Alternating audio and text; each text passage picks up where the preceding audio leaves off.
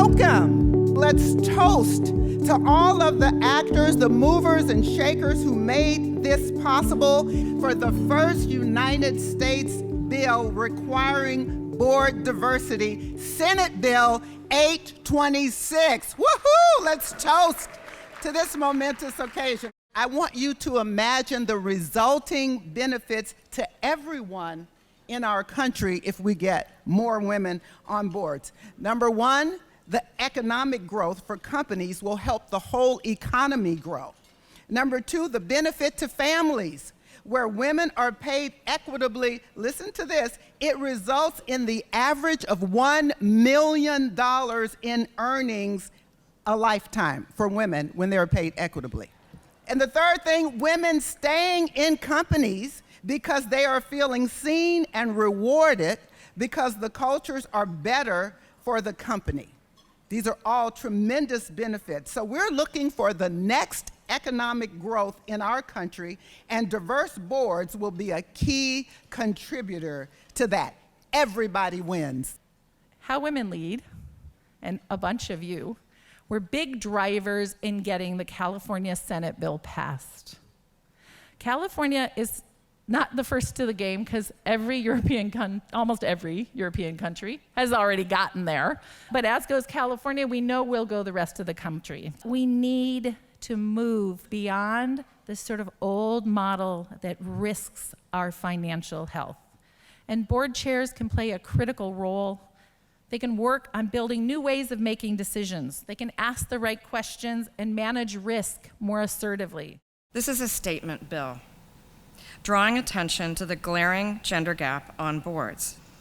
Our Women on Boards bill clarifies the corporate conversation and demands a shift in process. It puts gender on the agenda. This bill is driving a powerful conversation around the closed board recruitment and selection process, which favors existing and predominantly male members' personal networks over finding the most qualified candidates. The research demonstrates that corporations with women on boards are more profitable, productive, and have fewer governance issues, such as bribery, corruption, shareholder battles, and fraud. Ultimately, this issue is about ensuring access to ensure the most qualified people are governing American corporations. When we enable healthy workplace cultures, employees can do their best work and companies thrive. Never before in the history of governance, business, or time has the world needed a broad and diverse set of perspectives in the boardroom than it does today. The business landscape has changed and continues to change at an unprecedented speed. Diversity is a fundamental business imperative. And it shouldn't take, I welcome the law change in California, but it shouldn't take a change in laws to get us to act. Because in my opinion, if we are not bringing the mix of skills and experiences into the boardroom that business today demands, well, that is nothing short of a dereliction of our duties. Getting more women on boards is not a supply side problem. It is a demand side process problem. As long as boards continue to recruit the way we did from the networks of current board directors, we will perpetuate the problems of the past.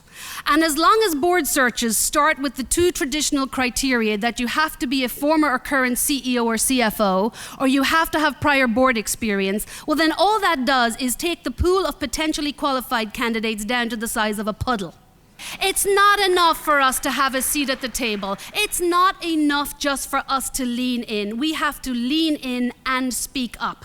And for anyone who argues that putting more women on boards will potentially compromise the quality, well, that, my friends, is fake news with a capital F.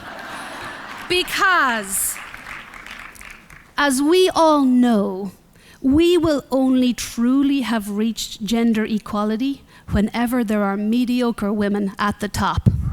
Thank you very much. Every one of you are driven to belong to a community, to a tribe, to something. And if you're in threat, if you're insecure, if you're unsure, you tend to mask and have imposter syndrome. You tend to show up less authentically, less confident, less swag, less impact. So when you get in that C-suite, when you get on that board seat, keep your swag, find your voice, create belonging moments, because being the first female on a board in a C-suite is the loneliest role. And when they talk about the power of 3, what they're telling us is really 1 voice out of 10 shuts down in under 6 months. You get 2 voices out of 10, you might make 1 or 2 things change after a year, but you kind of mellow out in your change activism. When you get 3 or more, you're unstoppable. Find your voice, give those belonging moments. You will change not only someone else's life in their world, but you'll change your own. I personally feel that it is an immense developmental opportunity for any senior executive to go out and sit on a board. When I was an operator, I had the advantage of learning from one CEO. I saw him in action every day. When I go into a boardroom, I'm surrounded by 8 CEOs. And I see all of them in action, and I see how they think about things and how they deal with a crisis and how they formulate strategy. So the learning opportunities, the exposure to how world-class leaders think that you get inside a boardroom, you can't buy that. The pace of which the world is changing, the half-life of all of our skill sets is getting shorter and shorter and shorter, right? And you need to have a board that's not just equipped for the current phase of the company, but the phase of the company that you're heading into. What we need in boardrooms is people who can bring their past, fair enough, but people who can bring the future into the present, to have an informed conversation about strategy.